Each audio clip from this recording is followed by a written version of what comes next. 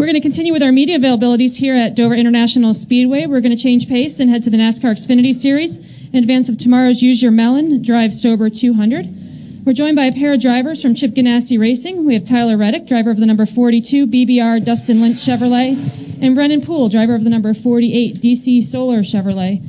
Tyler, we'll start with you. You just captured your first NASCAR Xfinity Series win in Kentucky last weekend. You do have a win here in the Truck Series at Dover as well, so I'm sure you're pretty excited coming into here to Dover. Why don't you just talk about what you're looking forward to tomorrow?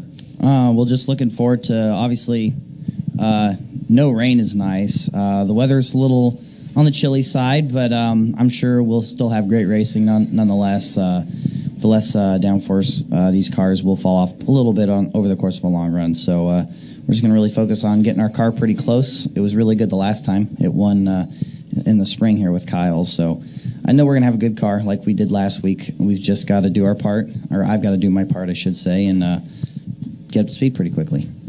And then, Brennan, you scored a career best NASCAR Xfinity Series finish last week in Kentucky, and you were the highest finishing playoff driver. Is this the kind of momentum you need to help propel you into the next round of the playoffs? Yeah, I think so. I've been pretty fast over the past couple weeks, and we finally were able to put a whole race together at Kentucky, which was nice, and to get our career best finish moving forward in these playoffs, I think it's pretty big. So I'm just really happy where our team's at. We've been pretty strong over the last couple of months. We've had some really fast race cars, and I think it's all that hard work and everything's finally showing up and paying off. So I'm excited about this weekend. I feel like we're going to have a fast car and have another great run, and then of course going to Charlotte after this is probably one of my best mile and a half. So this round is certainly an exciting round for us and started off strong. All right, we'll open up to questions for Tyler and Brennan. We'll start here with Lee and then go to Kyle. Lee Spencer, Motorsport.com. Hey, winner. How's it going? You and Ryan Preece have taken unconventional routes to finally, getting up to the bigger leagues in NASCAR. He took a part-time gig with Joe Gibbs Racing, went out and won. You took a part-time gig with Ganassi Racing and won. Has it been worth it to kind of, do something a little different, maybe not do the traditional route of just, grinding it out with just any ride to get to the next level? Well, even though, like you said, me and Ryan both being on part-time schedules, it was my 15th start, and it was only Ryan's. I think, he won pretty early on. He only had like 3 or 4 shots in that car. So for him to do what he's done in that car is really, really cool in that limited amount of starts. But thankfully, even though I did have a part-time schedule, we were able to test twice. We were able to learn a lot of things in the beginning of the year that set us up to get better throughout the year. So even though it was a part-time schedule, it still kind of felt like a truck schedule, even though, we run 16 races. But even though it wasn't a lot of seat time, a lot of laps, more laps in the truck series. So to me, it really felt like a truck season, but with less races and more laps. But it gave you a great opportunity to audition for taking the next step, which in your part, it was JRM. Yeah, that was nice. Obviously, we were able to win after that announcement came out, but I told my guys before the race that night at Kentucky that that was my first race back since the announcement, and I just wanted to remind them, hey, next year is next year, and this year, 2017, and the goal is to win the Owners' Championship on the owner's side, and hopefully Brennan can do the same on the driver's side for Chip Ganassi, and winning a race at Kentucky last week and him running second is a step in the right direction and making both those things happen. We'll go to Kyle. Bannon, RaceNexperts.com. Tyler, my question kind of spins off of Lee's, but 5 years ago, you were racing in the Lucas Oil Dirt Late Model Series as a 16-year-old, and then here you are now as an Xfinity Series winner and with a full-time ride for Junior Motorsports. I just wanted to pick your brain on what this journey has been like for you, and how have you adjusted as a racer as you continue to climb the ladder? It's been a lot of fun. Not many people can race their whole life, grow up racing dirt, and then get to run asphalt and get to do a lot of these things. And there's just a lot of great support from my family and the people that have sponsored us over the years. But to finally win an Xfinity race was really cool. And I felt like we've had the speed to win earlier, but as a rookie, you make rookie mistakes, and that's something that we had to just do. But the journey itself has been a lot of fun. I wouldn't want to do anything else. So this has been really cool. Brennan, my question's for you. Several years ago, you won a championship in the UARA Late Model Stock Car Series. What can you take away from the late model stocks and your success there and that championship on a variety of different tracks, albeit short tracks, and apply into these playoffs and the remainder races? Well, I think it's just consistency, not making mistakes, and having good, solid runs. Obviously, over here it's a little bit different. Competition's a lot harder, but you just have to collect stage points. I think last week, I finished second and missed out stage points in the second round, and ended up losing a spot in the points. So it's just really, really tight. You just can't have any mistakes. You got to nail all your fundamentals and put a fast race car out there on the track. And if you can have no mistakes and collect stage points in both the stages and end up with a good finish, I think you'll be in good shape to make it through all the rounds and be there at Homestead.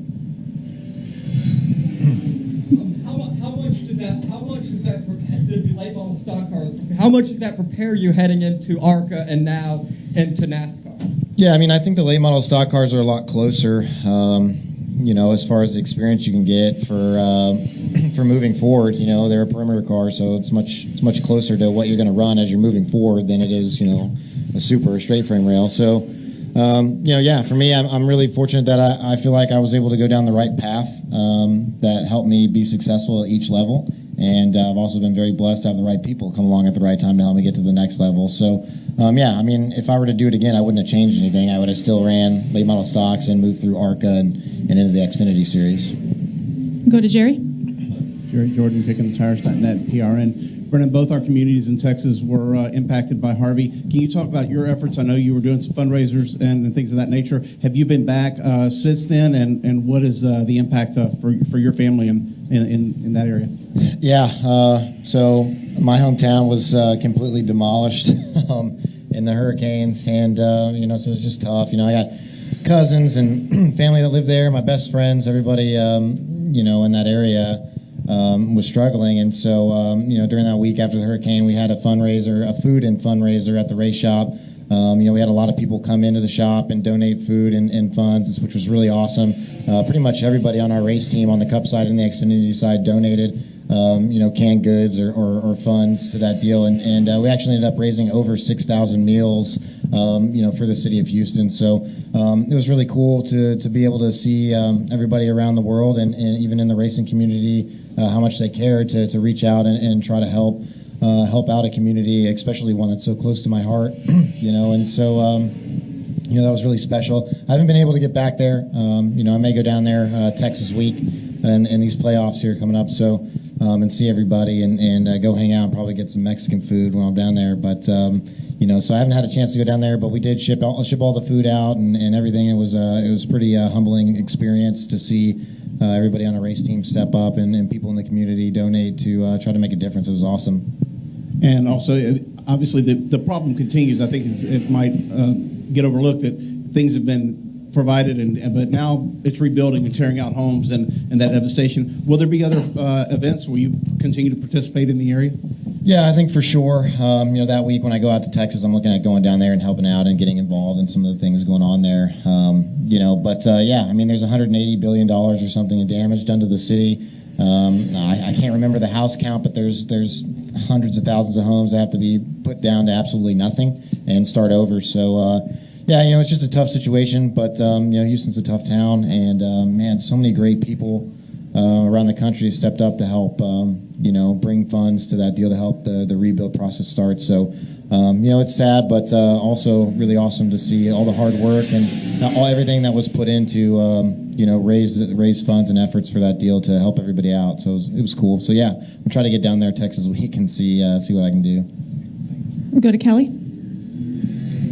Kelly Crandall, Racer.com, one for Brennan and one for Tyler. Tyler, your deal with JR Motorsports was announced before your win last week, but when that came out, and you'd already signed the deal, but did you look at maybe still having to kind of like validate their belief in you over these next couple races?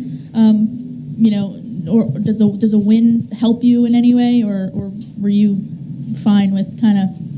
They signed you anyway. They signed you before you won type thing. You always want to win as a racer, But after making the announcement, to win with Ganassi was nice. I really, really wanted to win with Ganassi before the year was up. I wanted to win multiple times because they're a successful team. They put good cars on the racetrack, and they're a good group of guys. I want to get wins for them and all the guys that build the cars back at the shop. So after I figured out I wasn't going to be coming, I guess you could say it was a little extra fuel on the fire of already very hot burning fire to win races.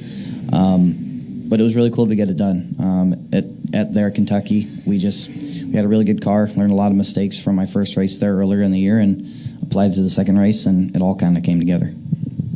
Brennan, you had talked about stage points and trying to rack those up to have something to fall back on. What about playoff points? Are you racing any differently to trying to rack up some playoff points, because you don't have a whole lot of those to fall back on either? And even though you finished second last week, you mentioned that it really didn't do a whole lot to help you in the standings. Yeah, I think absolutely. I mean, really over the past couple months, our team has really been trying to, win stages, and we've been close. I don't even know how many times I finished second or third in a stage, but it's quite a bit. But so yeah, I mean, we still try to attack it the same that we have over the past couple months.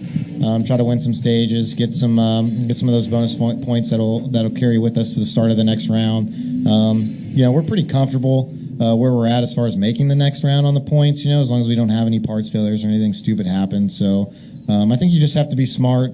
Be aware of your surroundings and the situation you're in. If you can get there and win a stage, obviously you kind of might take a small risk or something to make that happen.